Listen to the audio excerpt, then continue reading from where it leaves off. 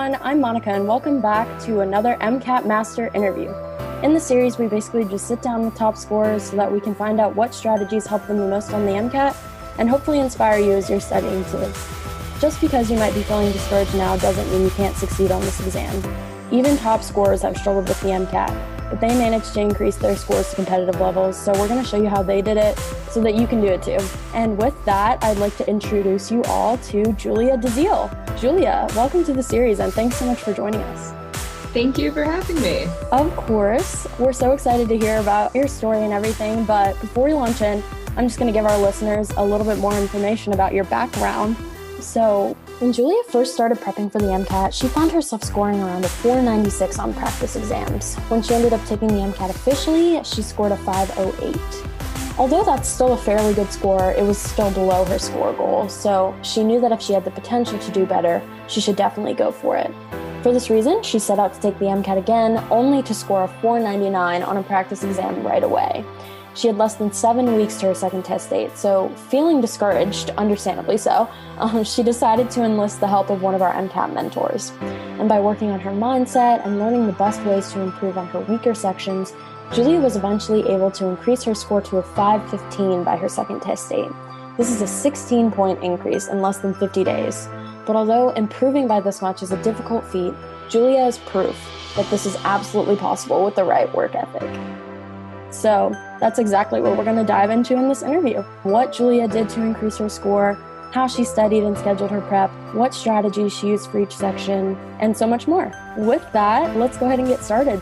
Julia, why don't you just start by telling our listeners a little bit about you and yourself? Sure. So I just graduated this May in 2020 from the University of Vermont, and I was a neuroscience major, and I now live in Denver, Colorado, and work for AmeriCorps, actually. Very cool. So you just graduated. Are you taking a gap year before med school? Or? Yep. I'm going to apply to med school this coming June. So I have basically this year to do like the committee letter process through my school, but kind of having the year off. Yeah. Yeah, but still doing AmeriCorps, like you're working, obviously, which is awesome. Yeah. So initially, what inspired you to want to become a doctor in the first place? That is a good question. I mean, a lot of different things. I think primarily my mom is a really amazing nurse. And so she's always been really inspirational and brought cool stories home. So it was kind of always on my radar. And then I was considering actually going to music school when I was in high school because I play violin. And I read this book by a neuroscientist called Oliver Sacks. It was called Musicophilia.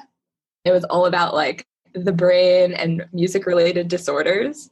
And I thought that was super cool and better than practicing my violin for 8 hours a day. So I decided to look into neuroscience because I thought it could be applied to so many cool different things. And yeah. Yeah, that makes sense. So you're kind of really focused on the brain and interested in that area. Mm-hmm. Awesome. Very cool. Yeah, that's awesome. That's the inspiration. So moving on to the journey getting there with the MCAT. So I guess since you took the MCAT 2 separate times, I'll make sure to specify like what I'm talking about in the questions. So the first time around, where were you in your life when you started prepping for it? The first time around was between my junior and senior year of college, and it was that summer. I think I had an end of August test date. Okay. And how are you feeling about it just from the get-go? Definitely a bit uncertain. I also lived in a house with 6 other people that summer, and I tried to carve out as much study time as possible, but it was definitely a very busy environment, which I think was probably one of my downfalls. It was pretty hard to concentrate that summer. Mm-hmm. Yeah. That's fair. And with the MCAT, it's hard to concentrate in general, so that added on top of it. So I guess for your second time around, did you feel differently? And where were you the second time when you started everything? So, yeah, good question. Second time was kind of a quick decision. COVID kind of put a wrench in everything, as most people can probably relate to. So I lost a job that I had lined up for summer after graduating, and I knew I wanted to move to Denver, but my timeline was a little like hazier. So I thought that I would just like pick a time to really devote myself to retaking the MCAT and then relocate. So I didn't have to think about doing it once I moved, which was the original plan. So although COVID has definitely a lot of cons, at least one pro was that I had the opportunity to really like take time to study, and I had a lot of like quiet space and time. So that was essential. Definitely, yeah. In quarantine, I'm sure it was a little bit easier to focus, hopefully. Yeah. I guess when you started, and if this differs between the two times, like definitely let us know. But did you have a score goal in mind that you were trying to reach the whole time, or? Yeah, through talking to like the University of Vermont pre-med advisor and one of my friends who was applying, I decided I just wanted a 510 or above. So that was kind of my goal both times, although the second time I really just needed to improve from a 508 especially. Mm-hmm. Since your goal was like 510 area, when you got your 508, how was it going on from there and knowing that you needed to increase? It was okay. I was disappointed, but I wasn't like destroyed. Mm-hmm. Senior year, it definitely like retaking the MCAT was always on the back of my mind, but I didn't really think about it until like this May when I decided that I would sign up again so soon. But I'm super happy that I did that. So definitely. And you improved like by a lot, which is awesome. We're always telling students like, if they're questioning whether they should retake or not, like if you think that you have the potential to do better, like you probably can. And I think that you're a great example of that. Moving back to the first time around, what was your study schedule like for MCAT prep that time? Let me think. My study schedule was a bit sporadic. I was still working, I think like 3 or 4 times a week during my study. And I don't know, I probably put in like a couple hours a day, but like I said, a lot of them were kind of distracted, or like running practice problems. I wouldn't really take the time to like look through them and see exactly what I'd done wrong. And there were still some concepts at the very end that I was still a bit shaky on, which was not very good. So honestly, like I did not have the best schedule. Yeah, and that's fair. It's hard to like make a good schedule, and getting experience with the exam for the first time, maybe that kind of helped you for the second time. So was your study schedule different the second time, and how did it improve, if it improved? Yeah, it was almost totally different. So I think for about 6 weeks, I pretty much studied like 5 to 7 hours a day. And that was like really focused, not distracted time. And I kind of spaced it out a bit better. I did a lot of content review at the beginning and kind of nailed down all the concepts that I was weak on. And then I did a practice exam every week, which also was some nice structure, and I could really track my progress that way. And the last like week and a half, I just did so many practice problems, or actually maybe the last like 2.5 weeks. So I definitely structured it a lot better and like completely differently. So yeah. And I like that movement from content to practice. Seems like it makes a lot of sense for like studying. So in regard to like the resources and materials that you use, because students are always asking about this, like what prep resources are the best, what resources did you use each time, and what did you find to be the most helpful? Let's see. The first time I got AAMC, like the practice exams and questions. And the first time I also got Kaplan books, I think. That I didn't totally read through. Like I should have probably delved into it more. And this time around, I relied really heavily on Anki, the flashcard app, both on my laptop and on my phone. It's just super amazing. So I did flashcards every day. I also had a bunch of Quizlet sets. What else? Oh, I used the Kaplan quick sheets, I think it's called, to create an Anki set, and that was pretty comprehensive. So that was really helpful and had a lot of shortcuts for me to remember things. Of course, AAMC, again, that's kind of essential for my practice exams and practice problems. And I also used Khan Academy, just like free videos for the concepts that I had the most trouble with that I couldn't really just learn without extra help. So Khan Academy was really awesome too. Yeah. We hear a lot about like all of those resources. So thanks for those suggestions. That makes a lot of sense. In regard to like the practice that you did, because you mentioned some practice resources that you had, was there a certain way that you staggered them? Because I've heard some people talk about strategies for when you should take the AAMC stuff and all of that. Do you have any, like, I guess? Yeah. Yeah. Yeah, I kind of took the first AAMC practice exam as a benchmark. So that was before I started content review. I took the first one. But then I took, I think, 2 or 3 weeks of just straight content review for a while before I took another practice exam. And then I just started doing them every week, every Monday to simulate testing conditions because my test was on a Monday. And I started working in those practice problems about midway through. And I tried not to do too many in one subject at a time. I kind of tried to spread out the practice questions, although I definitely focused a lot on doing chem physics ones because that's the section that I really wanted to see improve. But yeah, I ended up using all of the questions that AAMC had. So that was super helpful. Right. And that makes sense, like, because they're the most similar to what you're going to see on the exam itself. So yeah, that totally makes sense. So you mentioned chem and phys just now, which is a great segue into my next question. So what do you think were your biggest challenges and roadblocks and struggles on the exam, and how did you overcome them? So you kind of mentioned chem and phys, maybe. Yep. Yeah. Yeah, definitely. Chem Phys on the first MCAT, I ran out of time, so that was really not good from that section score.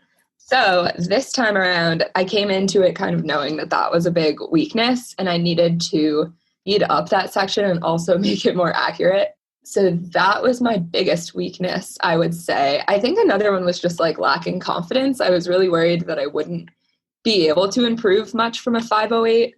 I was thinking in my head, like, oh my God, if I get a 509, like, this is not going to be worth it. Or like a 510, like, is it really worth it? So I think just a lot of like morale issues at first. Oh, that kind of also reminds me, I started out doing some of the Kaplan practice problems and I wasn't doing very well. So that was also some self-confidence issues, I think. I ended up just learning the content better. And I do think that AAMC is a lot more accurate to how the test actually goes. So, yeah. Right. You don't want to like discourage yourself with these questions that aren't super representative. Yeah, that makes a lot of sense. And mindset is a huge piece of it. So I'm glad that you mentioned that because, yeah, that's a huge challenge. It makes a lot of sense that it was. So how did you keep yourself motivated and kind of overcome that?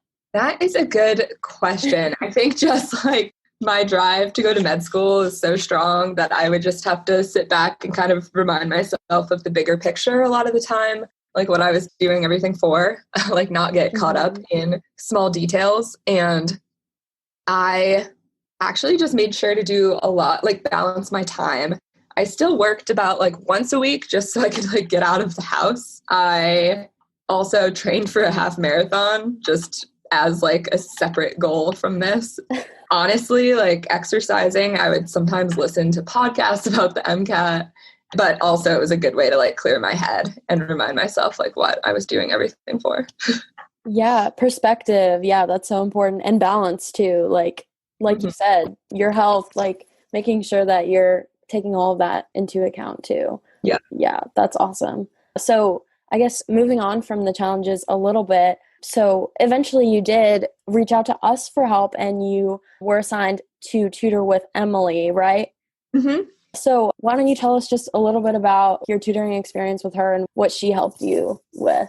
Yeah, Emily was so awesome. We were both neuro majors, so I think we were able to connect on a personal level, which was cool. So she helped me a lot with structuring my study time because I definitely, the first time, had basically no structure, so that was good. I think a lot of it was kind of like confidence boosting, and we talked a lot of strategy, which was essential. I think one of my biggest takeaways was like figuring out what was useful for me to highlight and what wasn't. I like used the highlighting tool a ton on the MCAT, and she was super helpful in helping me figure out like what parts of the chem physics passages were important to highlight and what wasn't. So yeah, kind of across the board, she helped me out in a bunch of ways. And it was also just nice to be able to talk to someone who had gone through.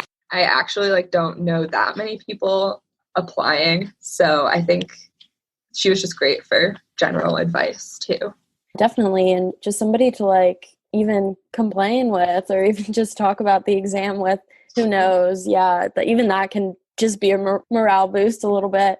And the strategy thing as well too, like the test taking strategies, like even the smallest things like highlighting can actually go a long way. So yeah, for sure. So I guess this is kind of a more general question as well too.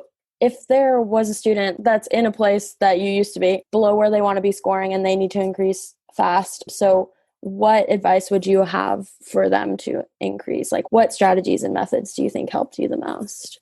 Helped me the most. I guess first was actually finding a balance. And even if you're in crunch time, not burning yourself out completely is super helpful and important. Mm-hmm. I would say Anki flashcards saved my life. The way they're structured is super comprehensive and helpful because they circulate the ones that you know less more frequently, which is a really smart way of doing flashcards. So those really helped me nail down just concepts that I had to memorize. Like there was no wiggle room. Like you just kind of have to know some of this stuff.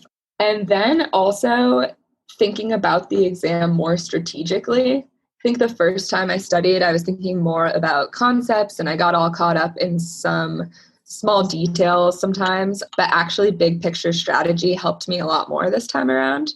So knowing like how to read the passages, how to pick out what is important and what isn't, because they're pretty tricky sometimes. So yeah, doing more practice problems ended up helping me a lot too. Yeah. Yeah. Figuring out how to approach the questions just better in a better way. And that makes a lot of sense. Moving on to more specific questions for the specific sections. So your high score was in cars, which is awesome. So you got a 131 there, which is so awesome. And a lot of students struggle with this section because it doesn't require, as much content as it does the strategies that are like required for success on this exam. So how did you study for that section specifically? And what advice would you have for students that might be struggling? Yeah, so this section is definitely, I think, the most unique. It is really hard to like study content because there is none. So what I did was that I made sure to do a cars passage pretty much every day, I think from the beginning. So I should have mentioned that. I did like an AAMC cars passage pretty much every day. And I sometimes timed myself. I was making sure that I was doing them quickly enough. But really that section is about practice, I think, the most. So I also figured out exactly what to highlight. Emily helped me figure out kind of their common trick questions. I actually highlighted some parts of the questions too sometimes to remind myself that they were asking for like the opposite of what it might have seemed or like, yeah. So just learning how to highlight and doing practice problems pretty much every day. I am definitely lucky in that I'm a really fast reader. So I think a lot of times it can be hard to get kind of caught up in that section, like rereading passages, doubting yourself, but definitely try to move through it with confidence and knowing what to highlight. And I think that helped me a lot. Yeah. And I feel like the highlighting too, like kind of keeps you focused. If you're like looking for things to highlight, maybe you won't have to go back several times and be like, what did I just read? Yeah. Right. So Right. Totally. So moving on to psych soc, where you got a 130, which is awesome. So how did you study for that section? That one was very Quizlet and Anki heavy, I would say, because a lot of it is just concepts for that one too. And like knowing how to read more basic graphs, I would say. So I really just did a lot of flashcards for that section. There are a lot of comprehensive sets out there, so I didn't actually really have to make my own, I don't think. I just made sure to run through them pretty much every day until they became like second nature. Like I think for psych soc, you basically just have to know the concepts. And it was also helpful that I was a neuroscience major, I feel like, because I did have a lot of like the psych part in my undergraduate studies. So I was lucky in that way. But yeah, I think flashcards were the biggest thing for me in that section. Yeah, getting to know all those terms and like knowing them forwards and backwards, so that you can get them on that section. Because if they're gonna make it about the terms, like if you can nail those down, then you're good to go. So I feel like that's, yeah. Yeah. And also, one thing I just remembered that if I was doing a practice passage and there was a term I didn't know, even if it wasn't the right answer, I would just like add that to a flashcard set because I figured it would show up again. So, Yeah, right. That's smart. And you don't want to like be mad when you see it on the actual exam when you knew you saw it that one time and never looked it up. So, exactly. Yeah. yeah. So moving on to IO Biochem now, where you got a 128. How did you study for that section? That's also an awesome score. Thanks. That one, I also wanted to improve my biochem. A lot of it was conceptually, I just needed to nail down some things more. So I think that was the section I ended up using Khan Academy the most for just specific things. Like, for example, you really have to know the kidneys, like inside and out. So I did a lot more like video watching for that and kind of took some notes at the beginning. And then there was also a lot of kind of graph interpretation.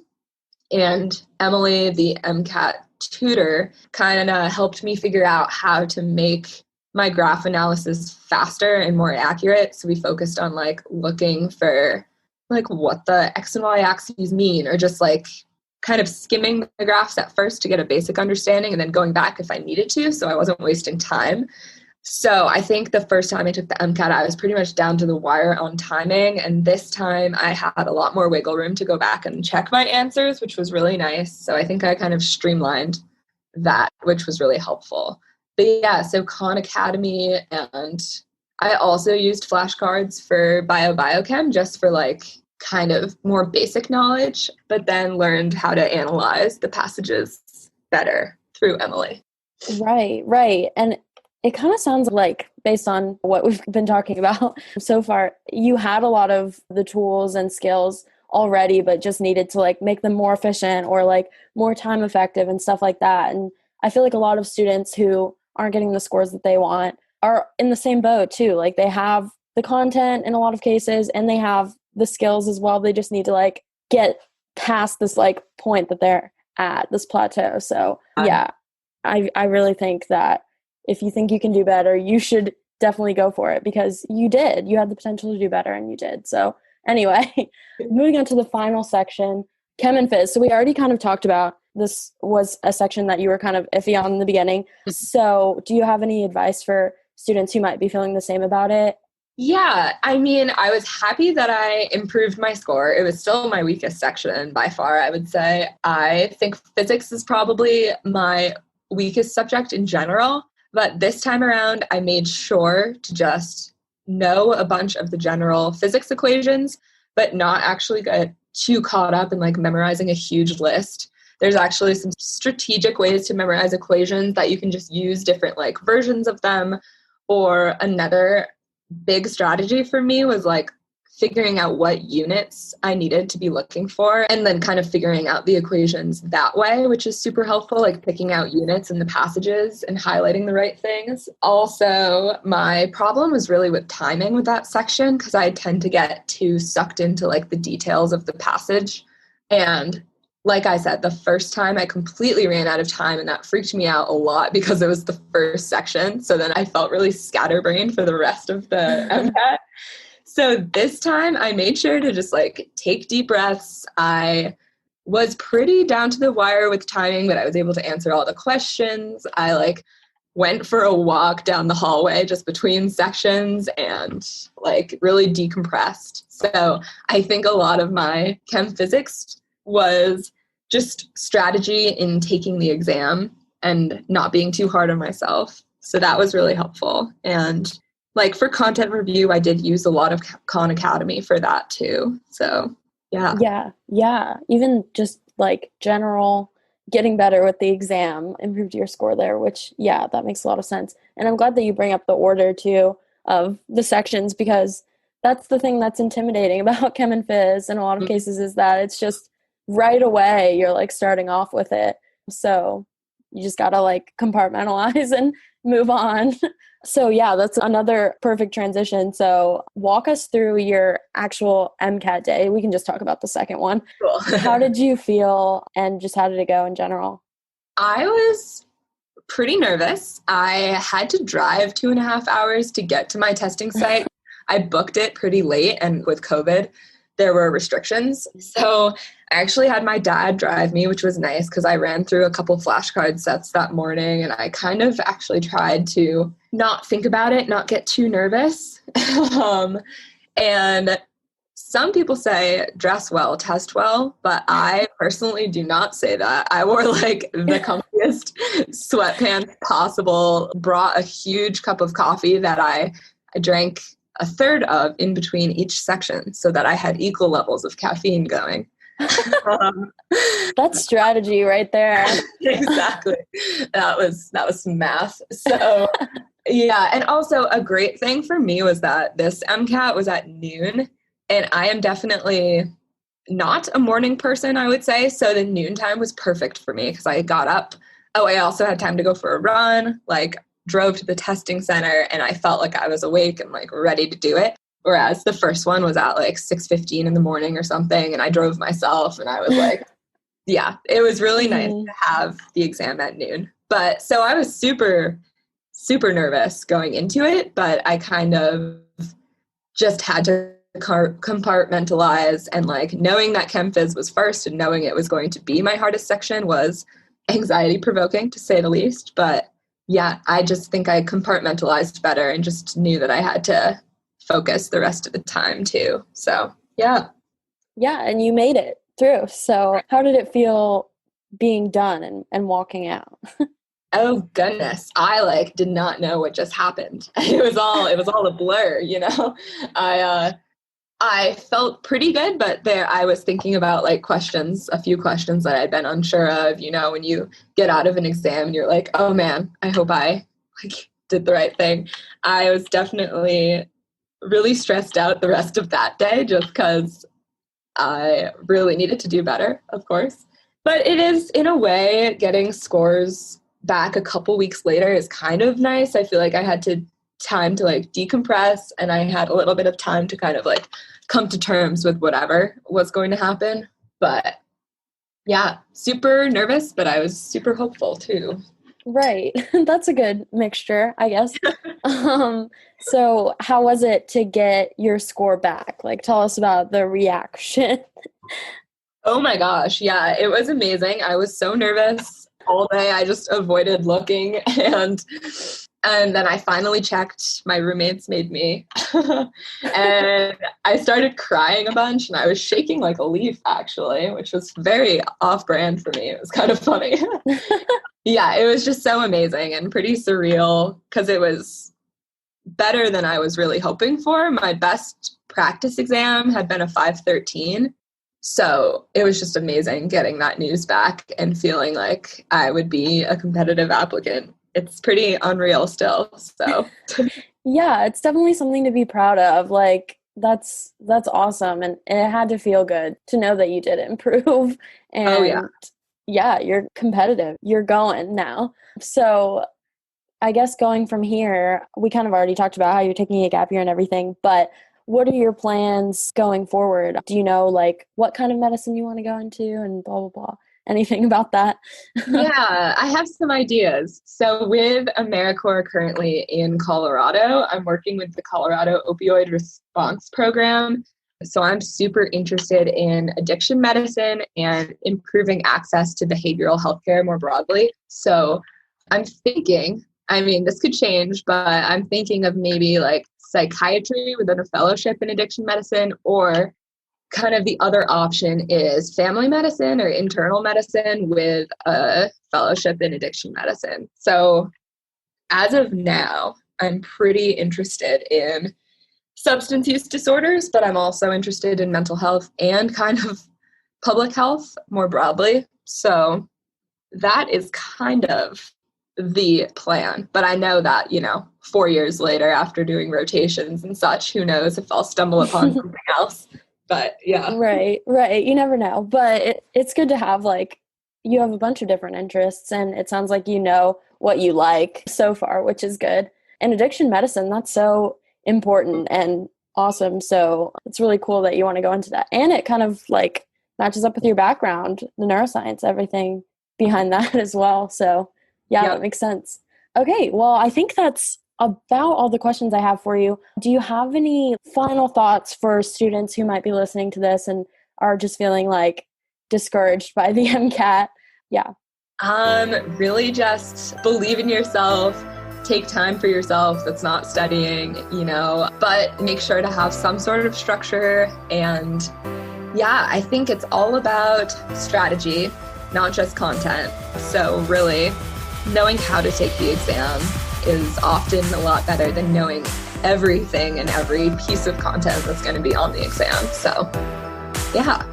Yeah. And that's what we're always like trying to promote too. So that's great advice. Well, thanks so much, Julia, for like sitting down with me and walking me through like your MCAT journey.